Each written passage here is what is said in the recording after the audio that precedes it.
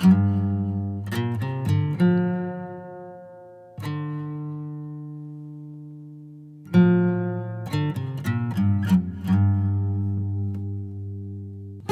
morning, everybody, from Sedona, Arizona. Beautiful day. Sun is down warm, finally. I know how you folks back east might be watching this. Not quite so warm there on the sub-zero temperatures, and it hasn't been that cold here this winter. Been a different kind of a year for us. Anyhow, I'm Pat Hicks, and I have with me two of my 1984 graduates from GIT, the September class and the March class, and they happen to be also good friends of mine because they've brought me to the NASCAR races, which I'm a NASCAR nut, and so are they. And I was given the gift of going to the California race from Jean Borque here, and as a result, we became NASCAR nuts together. And so we just came back from Phoenix yesterday, watched the race down there. Not that exciting, but good race. And they consented to come up here to Sedona, and hopefully I'm coaxing them to stay here forever because this is a beautiful place. So, okay, today we're going to go back a little bit in time, maybe to the 80s when they were here, and I just want you to hear a little bit about their experiences at the school and what it meant to them, and not just what the school did for them, but what they did for the school. I think is so important because that was a unique experience for everybody, including me, and it was the gift of their selves, their heart, that they brought into that school that went into the concoction that was amazingly successful. So here on my left is Jean Borque. I say not Borque. Borque. I bark. You Borque. Yep, I do. Okay. This is Jean Borque from Quebec, Canada. How about that? And on my right is Ken Bell, who is from Casper, Wyoming, which I meant to see him about a year ago on these little interviews I've been doing, but the smoke through the whole Western United States drove me back to Sedona to get out of it, and I vowed one day I'd come and get Ken. He just happened to be here down for the NASCAR race, he and John, and because of that, we're here today. So behind the camera is my wonderful and talented wife, who is making faces at me as we speak, and she's running the camera, and we'll do the editing and get this thing out probably tomorrow. Well, not quite, but it'll take some time to get this out. But anyhow, Jean, welcome to where we are here. Thank you. And thank you so much for making the effort to come up to our house here and doing this interview. And I'd sure like to share with our graduates and anybody who watches this on YouTube or Facebook can learn a little bit about you. Would you mind, where is it, how did that happen that you discovered or decided you wanted to go to a place like GIT? In those days it's just GIT, almost becoming MI, but it was still GIT, I think. How did that start for you? What had happened was going to start at the beginning. So before I was born, my father was a trumpet player, so I was influenced by jazz. I grew up with jazz. And we have like a magazine, the Downbeat magazine at house. So I checked the magazine. I saw an ad for GIT, and I saw they had ads for Berkeley at the time too. So I was hesitant between the two schools, but they had a lot of sun in LA. So I say it's much better there. The weather is better, and the teacher were just amazing. So that's why I chose to go there, because of the teacher and the weather. So that's what the main reason. What teacher, by the way, was it that caught your eye? There was a lot of teachers, like we got the little cassette, The Monster Are Here. So you had Robin Ford, Don Mock, and all those guys, and they were just amazing. So that pretty much made my decision really easy when I heard that. Okay, so then that decision to do this, you had to think about money, you had to think about relocating and going to Hollyweird. Yep. Kind of a change of pace from Quebec City, a beautiful little old French town, and Yep. So how was your parents? Did they go along with it? Yeah, they went along with it, but I did save my money. I work at the DMV in Quebec, and that's how I saved my money for like 3 years. and I had like $20,000. So I bought a brand new pickup, a brand new Toyota pickup, and about a month and a half before I came, and I drove with my mom to LA, and that's how I old got were there. you? I was 25. 25 then? Yeah. Huh? Yep. Okay, all right. Good, good. And over here on the my right is Ken Bell. Ken Bell, also a graduate of an 84, class of 84. Spring or fall did you graduate in? Fall. Fall, okay. So, Ken, we'll talk about it a little bit later, like what you're doing now, but maybe you could tell same thing as what was it that caught your eye about coming to GIT? Why did you think you wanted to do that? Well, Howard Roberts had taught a series of seminars, and a friend of mine had gone to the seminars, so I'd seen some of the early curriculum. But I was a rock and roll player, and I just loved it. I was in bands that had emotion, but it was time to come to Los Angeles. Like Sean, I went to Berkeley. I remember that trip now. I'd forgotten. Traveled with this guy that had so much alcohol. When he picked up the bag, it was just a big clunk. And so we got on and off. This guy was, yeah. Anyway, so I went to GIT because of Howard Roberts, I think.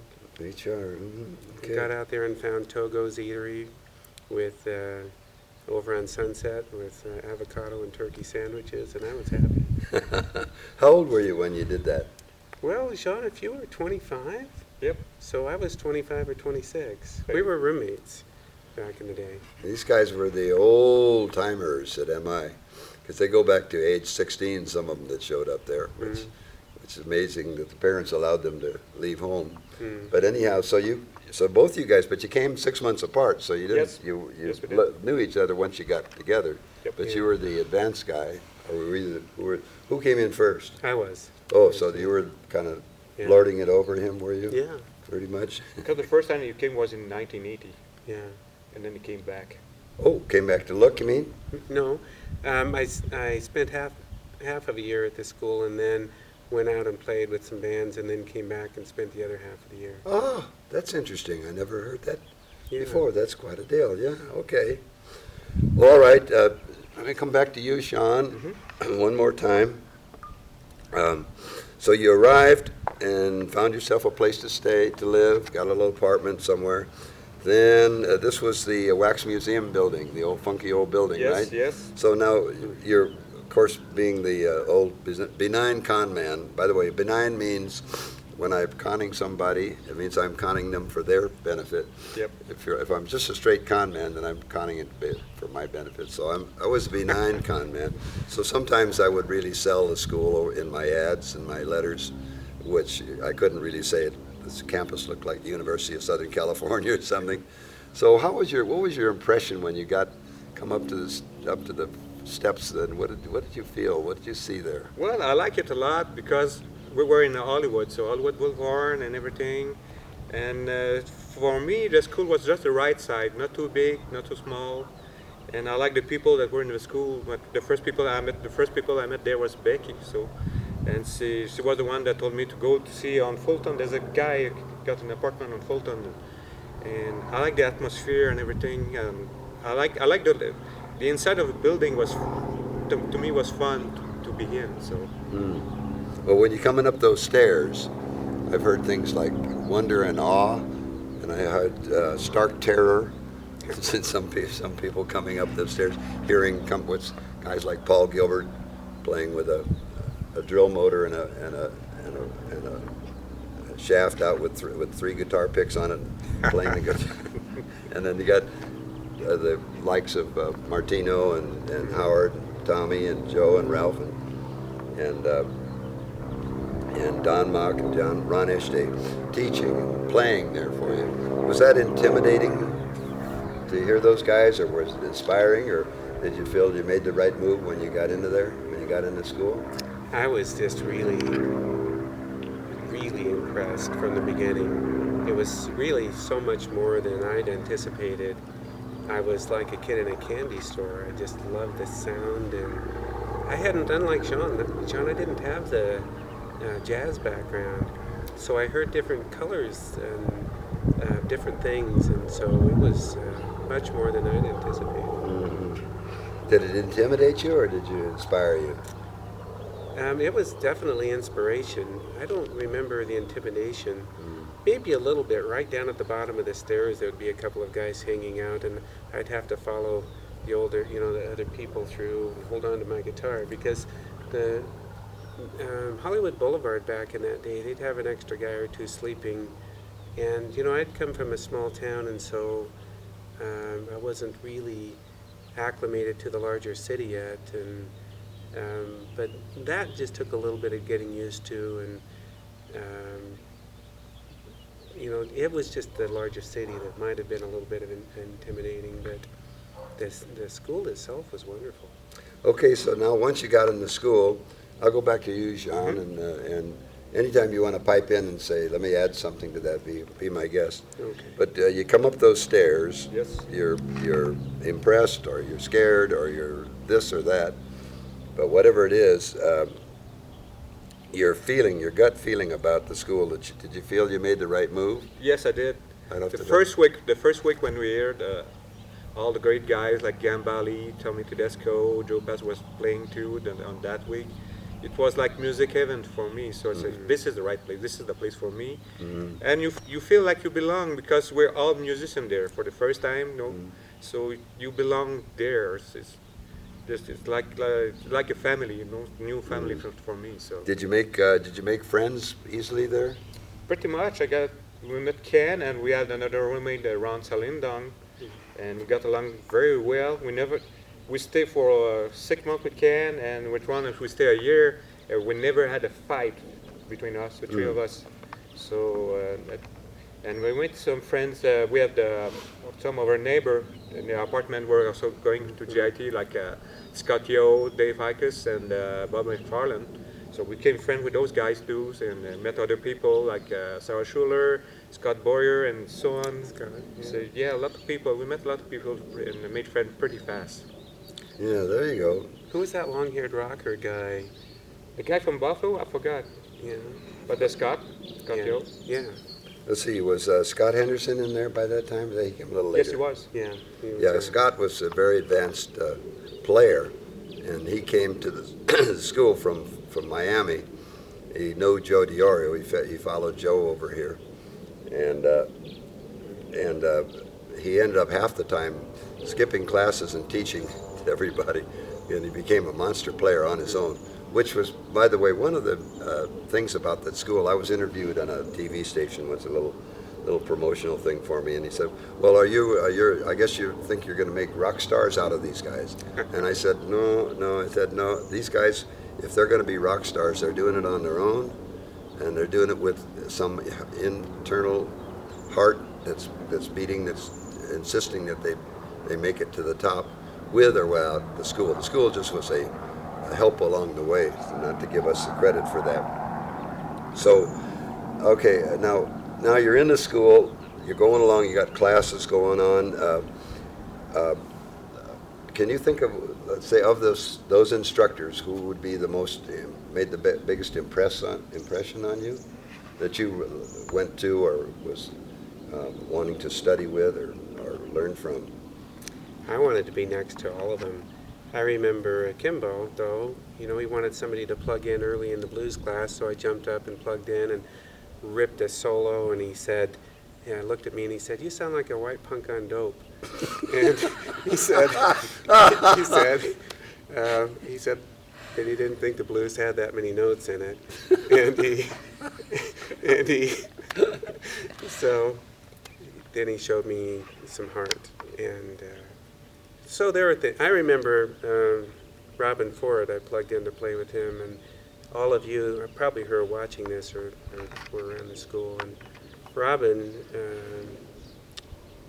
was pretty quiet, as you know. He just focused on sound. And after we played for a little bit, he said to me, "You practice a lot, don't you?" And I said, "Yeah." And he said, "Well, you should play more." And it took a little while for that to soak in. But I think he was exactly right. Most of what I was playing sounded practiced as opposed to Sometimes experienced. they'd say something short. Robin Ford would be quiet, said, "Should practice." By the way, one of Howard Roberts' famous sayings was, You don't play, you don't practice the guitar, you play the guitar. There is no practicing the guitar. It's like golf. You don't practice golf, you play golf, no matter what. And that's the attitude you need to have is, this isn't practice, I'm really playing right now. But these guys came out with one-liners, classics, over the years, these teachers. Some of them were graduates from the school who were so good at what they did, and at least personality-wise, one of those was Kimbo Smith, and the other one was Steve Travato, both great guitar players. Steve was versatile. He could play bebop jazz, chicken picking country music. He could play it all. And Steve was given a class, and he was playing up on playing his great little solo and some lick in there that one of the graduate students liked, held up his hand and said, "Steve, what were you thinking about when you played that lick?" And he says, "My dick." And that's down in the history books now. Something will probably the censors will have to edit out. Anyhow. Much healthier than your day. Yeah. And Kimbo said, when you got done playing, Kimbo said what? He said, "You sound like a white punk on dope." White punk on dope. He said, "I don't think the blues have that many notes in them." So that was unique, and stuff that was said was powerful statement, but at the same time with humor, you know, and their hearts were always in the right place. Kimbo was a great student all the way from the beginning, but you could see he had something special going on. Okay, so if I'm talking to one of you and I switch to the other in the same subject, if you want to come back on anything that I'm saying, so I'll go back to you, Jean. Okay. So now, let me ask you this: who would you consider of the greatest influence on your playing there in the school? The one that you feel they all had a great impact on your playing, I know, but anyone specific that it kind of sticks with you? I spent a lot of time listening to Scott Henderson. Mm. I was very shy then, so I didn't feel I was worthy to play with them and those guys with Robin Ford and so on. But I spent a lot of time in his little place and listening to him. And I remember one time, there was only me, Scott and I in the room, and he was working on a composition. And he did a passage, and then he did a second one, and he asked me, which one is the best? And I said, that one. I said, okay, I think I'm going to use that one. So that was my special moment with Scott Henderson. So. He wanted your opinion. Yep. Well, that's the mark of a real pro. His ego was out of the way. Yep, absolutely. These guys had a different kind of ego. They knew they were good, and they played like they were good with confidence. But at the same time, they knew that, like Howard Roberts, when he was a little kid, said he was in a music store, and he's about 10 years old, just learned to play the guitar, and this old guy walks in with an old raincoat and a hat and an old bum. So Howard sees him, so Howard's got practicing a guitar he's kneeling down on the floor playing, waiting for this guy. And this guy walks up and stands there with hands in pockets with a hat on, and stands there and looks down at Howard and listens to him. And finally he says, that ain't music, that ain't shit.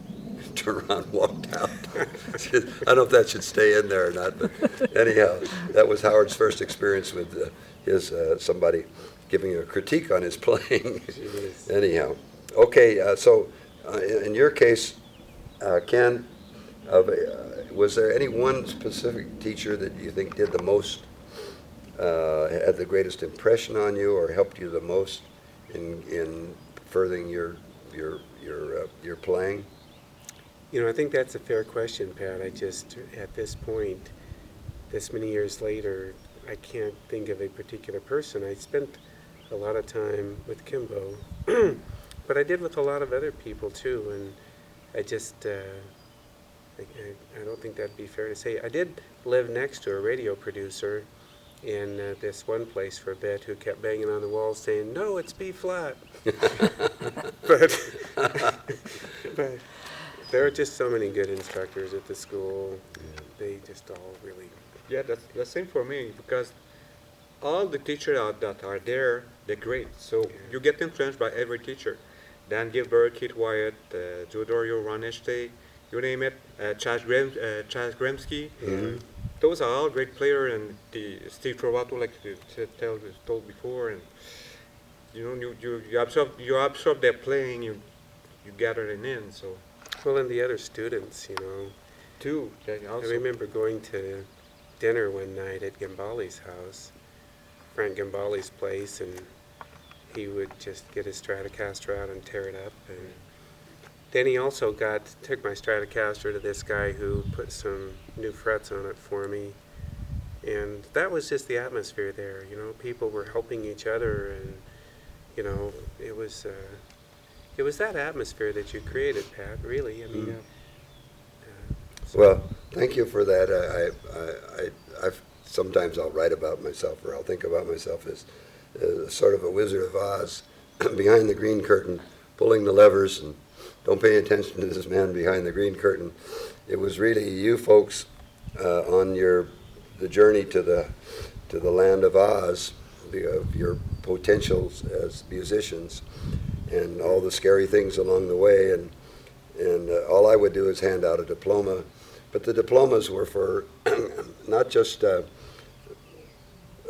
playing ability, but heart, courage, these things that if I only had a heart, if I only had a brain, if I only had, what's the third one? The three Wizard of Oz. So I felt I played a role, but mine was more of assisting you guys and giving you the chance to find your own potential. Now, one more thing about that. Was there a sense, you're walking up those stairs, well, you already told me that you guys are okay with the funky building, Yep. which, I kind of described that building as something up out of a dream world, and it wasn't. It was just a funky old building on Hollywood Boulevard. Were you not impressed at that at all, or is it always just right off the bat you were okay? I was okay with it. Right off the bat. Right off the bat, to me it was fine, great, like it. Okay. I was fine with it. It was under this perpetual state of construction. Yeah. But, you had amps coming in and out. I don't know where you got the money to do all of that construction, but there was always something. And somehow you preserved the performance room, which I thought was a fantastic room. And, you had the lights and sound in there that was excellent. So I was fine with it. Now I remember that bench. Do you remember the bench in the entryway when you came up the stairs? Oh yeah. There was that almost a church bench. Was that a church? It probably was a pew, yeah. Yeah. Entering a sacred place or something. So, guys, both of you, usually when these interviews happen, it's like, what did the school do for you? Were these great players helped you and all that? But to me, I think it's more important, because I think it's really the heart and soul of the school, are you folks yourselves, that you brought your heart and your soul into there and contributed that of you, along with the rest of your other students, that created that in atmosphere. And it wasn't me, and it wasn't Diorio, and it wasn't any one person, but it was this concoction of us all together. And if I can ask you to do this, what would you say would be your contribution? And I'm not necessarily meaning how good a player you were, but what would be your contribution to help keep the school as impressive as it was to you? I think it's my passion. I got two passions in life. It's music and racing, as you know. And I'm a very emotional guy, and it shows. I think Ken can attest to it, that my emotions so pretty easily. I don't hide my emotion, and I'm kind of fiery guy when it comes to my passion. So I hope I brought some passion to the school. I think that's my main contribution to the school. And that was passed on to the other students. They sensed it. I hope so. I think when I talk to Ken, that he can feel that I love music, and and same thing with Ron and those guys. So. Yeah. How about you, Ken? How do you feel would be the greatest contribution to the school? Well, I'm not sure that I had too many unique characteristics. I think we were all open. I think there was an openness. Again, I think you created that atmosphere, Pat. We got past the anxiety fairly quickly of being around people we didn't know all that well, and we connected through sound and life experience. And you changed that kind of anxiety into a real positive openness explorer, really. And I think I brought a sense of humor and a real interest in friendships. You also created a real willingness to help. So whether it was somebody needing a ride here or there, I think those are really the things I brought. I want to point out that Jean also introduced me to Grand Marnier, and I want to thank you for that. You're welcome. Okay. I remember Pat Martino holding his lectures. He very seldom played, frustrating the students because he was a monster player. But he said, you can hear me play anytime. Just listen to my records. I got something to tell you guys. And he wanted to talk. And the guy said, yeah, go ahead and talk, but play for us. And but he wouldn't. So he did this thing on the stage one time in P100 where he had it sitting on a chair, and the guy brought in his Grand Marnier. And he had a friend of his with a butler suit on and a white towel, came in with his Grand Marnier and poured a little bit and there was a little act he put on. Then he proceeded to talk about that. But okay, good guys. This is the kind of stuff that made the school happen, and you are an integral part of that. And now, quite often I'll find out those who went on to, like a Scotty Henderson or a Jennifer Batten, and many dozens, hundreds more, have careers in music, playing full-time. That is their life. They're playing and teaching, or they're on the road, very successful with big bands, and that's great. But then many of you played guitar as a love, a passion, but at the same time it wasn't necessarily something you wanted to make your living at all your life, and you both kind of went into a private world of business, and guitar became a secondary enjoyment of yours. Ken, tell us a little bit about what you're doing now. Well, I played my way through college. I was married when I got to MI, and we've been married for 35 years now. And we started having children about that period of time. So I went to college. I played my way through college, played in some really fun bands, and it was better than flipping burgers. I actually remember Kimbo saying that the only other job he could get was where they told him to bring his back and leave his head at home. So I got to play through college and enjoyed it. I tested out, by the way, of 12 college credits in music. I remember getting that first degree that way. And then I went to graduate school and became a psychologist. And so at this point now, I'm getting to be an older guy too. I have 3 practices, and I travel about a week every other month or so, and then work pretty hard the rest of the time, right in the middle of Wyoming. Casper, Wyoming, by the way. Never snows up there, right? No. It's -2 probably today, with maybe 6 or 8 inches of snow on the ground. But I love to snowboard. Do you think because we're such good friends I could get a discount for some therapy? Oh, sure. Okay. Okay, thank you. That was wonderful. How about you, buddy? Me, I'm working for the highway monitor in Quebec. Basically, they stop truck, taxi, and buses. And I work at the main office, and we cover the whole province. So we've got a system radio, and when they stop someone, they got to call us, and we do a verification of the driver's license, even from the states and the plates and so on. I've got a lot of things to check. So that's my main job. I've been doing that for 23 years now, so that's the main one. Also, I had, starting in '86, between '86 and 2003, I had my personal music project, so in studio, so I did a lot of composition. So I worked with Simon Carpentier, and I also worked with a small studio with another GIT grad, Hans Leveillé. I did a CD with him, so that's what the main music project for me. And I've heard you guys. I've heard you play a little bit. I've never heard you play, unfortunately. I have probably heard you, but I don't remember because it's been 100 million years ago. But anyhow, these guys are both very advanced, accomplished guitar players, but have also decided that beside that they would go after a regular day job, as you would call it, to keep the money coming in. I hear that quite often, and I think that's fine. That's what I did. Anyhow. So, okay, boys.